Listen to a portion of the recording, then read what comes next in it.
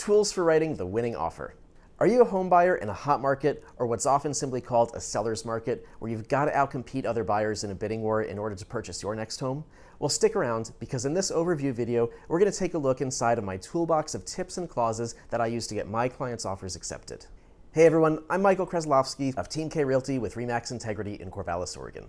I'm a local real estate agent here, and I shoot a lot of videos about what it's like to live, love, and invest here in the Willamette Valley. So if you haven't yet, please subscribe to my channel, hit that thumbs up button, and don't forget to click on that bell so that you can be notified immediately when we post new videos to our YouTube channel. Let's dive right into it, since this is going to be the overview video. In the videos that follow, we'll unpack some of these tools and dive a bit deeper.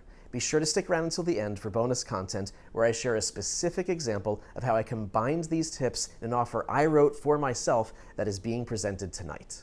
Tip number 1, you will probably need to offer way more than the asking price. Get over your own mental hurdle of knowing that the seller listed for a price here, because if there are multiple offers, the actual sale price could end up being way more.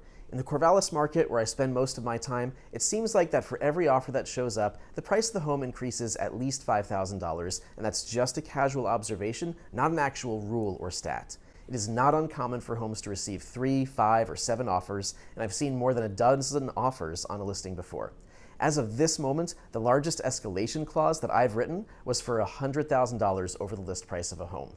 What's an escalation clause? I frequently write these clauses into my offers, which simply say that even though my buyer's offer price started at a certain number, that they're willing to beat a competing offer up to a certain higher price by, let's say, increments of $1,000.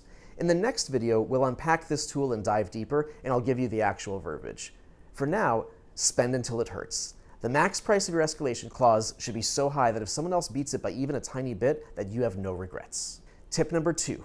Consider putting down more than 1% earnest money, and consider having some or all of it be immediately released to the sellers. Your earnest money is your skin in the game, even though it's part of your down payment if you actually buy the house at the end.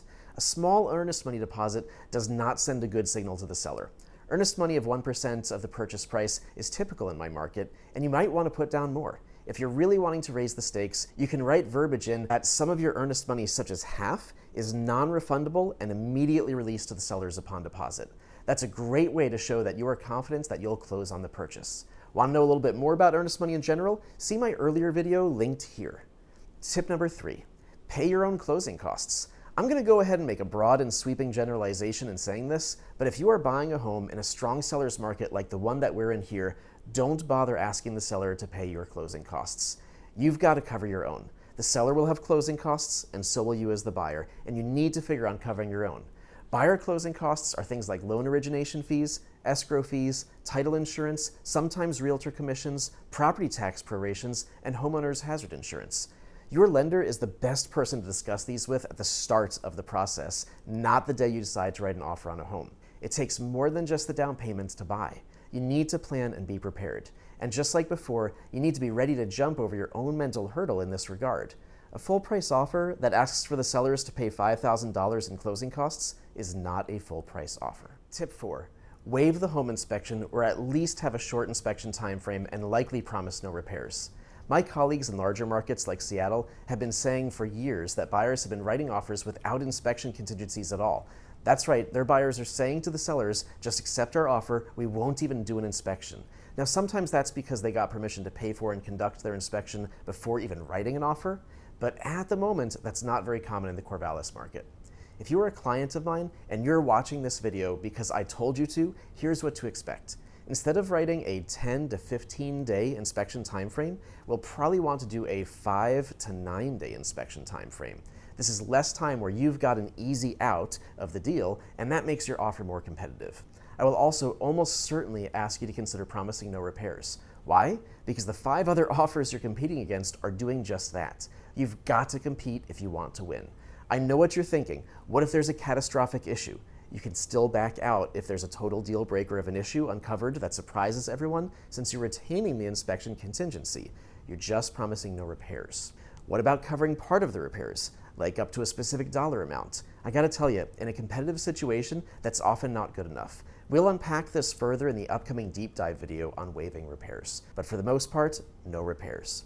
Tip 5, waive an appraisal gap. I hate to say it, but it's very possible that if you have a loan, you're going to end up competing with a cash buyer, and the sale price is going to be bid up by multiple offers, and that's going to make realtors worry about whether the increased price will get the stamp of approval from your lender's appraisal if the price goes up, say $15,000, $20,000, or $50,000.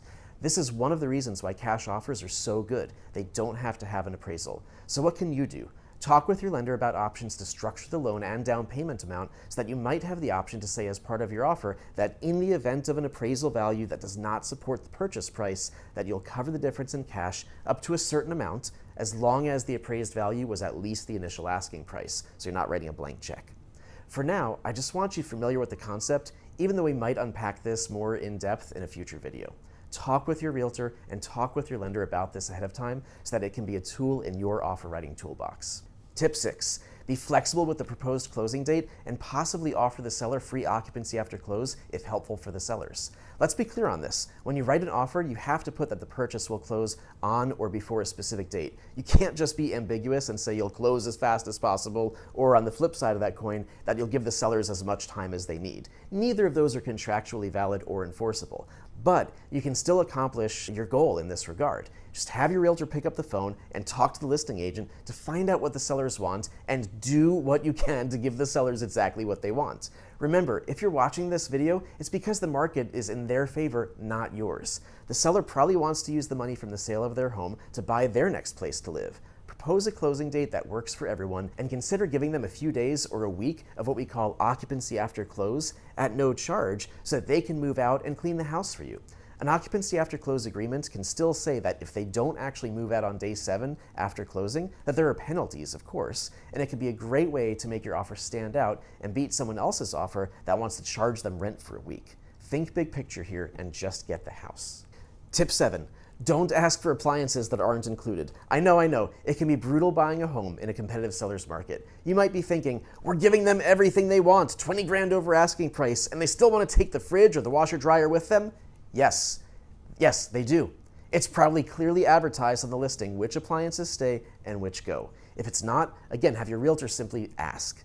If everything about your offer is the same as a competing offer, except you want the fridge that they said isn't included in the sale, then you look like a pain to deal with, and the sellers are going to accept the other offer. Are you in this for the fridge, or are you in this for the house? When you see that chest freezer in the garage with a note on it saying, "Not included," you need to simply let it go.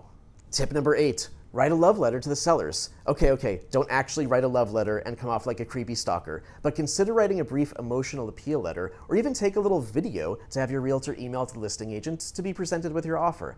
Now, I have seen these backfire before, because not everybody likes everybody else, and there are some fair housing concerns that can come up. So emotional appeal letters might not even be allowed in all markets in the future, but if you'd like to write one, here's the basics of what I would write.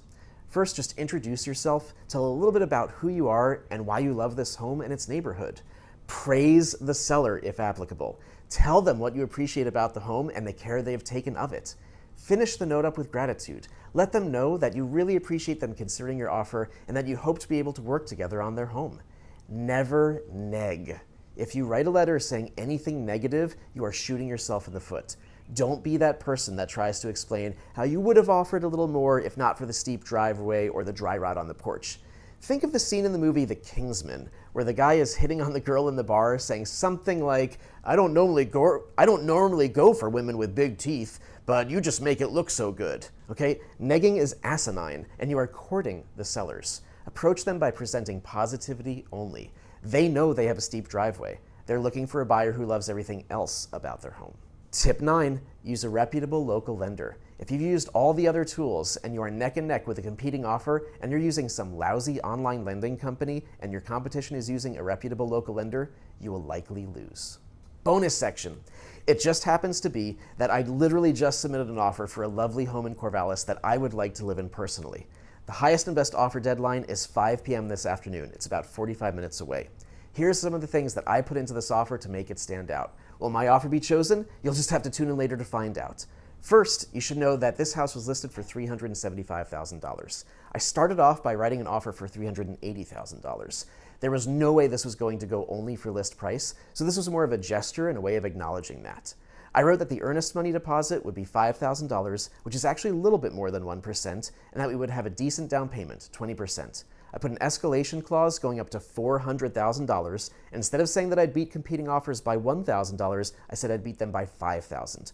Why? Because this way I have a chance of beating a cash offer that could close super fast.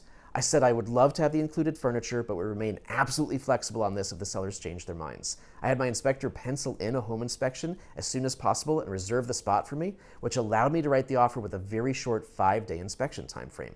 I, of course, promised absolutely no repairs or further negotiations and wrote an honest but touching, I hope, emotional appeal letter about how much I love the neighborhood and the home. I promised to cover the appraisal if that didn't support the sale price up to a pretty large number. And then a few days went by after submitting the initial offer, and it sounds like 4 to 6 other offers have also arrived. So this morning, I submitted a second addendum with another escalation clause. I upped my total escalation clause to be over $60,000 higher than the list price, still beating competing offers by $5,000, not just $1,000. And I put in it that $2,000 of my earnest money is to be immediate release to the sellers and non-refundable, kind of like a signing bonus, even though it's really just a gesture to make clear that I'm really confident that I can close easily and quickly. I used one of my favorite local lenders so that his golden reputation would help my offer, and now I'm waiting until tonight to see what happens. The key thing here is that I'm doing everything I can to go all in, and if it ends up being that my offer wasn't the highest or best, I can still sleep at night without kicking myself for not doing more. Will it be enough? I don't know yet, but tune in later to find out what happens. I hope you're rooting for me. I'm certainly rooting for you, and I'd love to see writing offers that quite literally get you to where you want to be using these tools. Well, I hope you've enjoyed this video. If so, please give it a like and leave a comment down below. I'm also open to additional ideas to add to this list, and perhaps we'll do a version 2 someday. Meanwhile, definitely check the next few videos to see some of the details of some of these tools that are expanded upon. And please subscribe for more info. I shoot a ton of videos about real estate ownership and investing and what it's like to live in the Corvallis area. Have a fantastic day, and be sure to check out the playlists feature on this channel below to quickly guide you to other videos we made that would be helpful. Also, big shout out to my realtor friend Jeb Smith, Coldwell Banker Valley Brokers. Jeb published a video very similar to this a week or 2 ago, and Jeb, I'm not copying you here. It happened to be I was working on this beforehand. But folks, if you want to see another broker's advice along these lines but in a different market, check out his video. We'll link it here too. Thanks so much, and bye for now.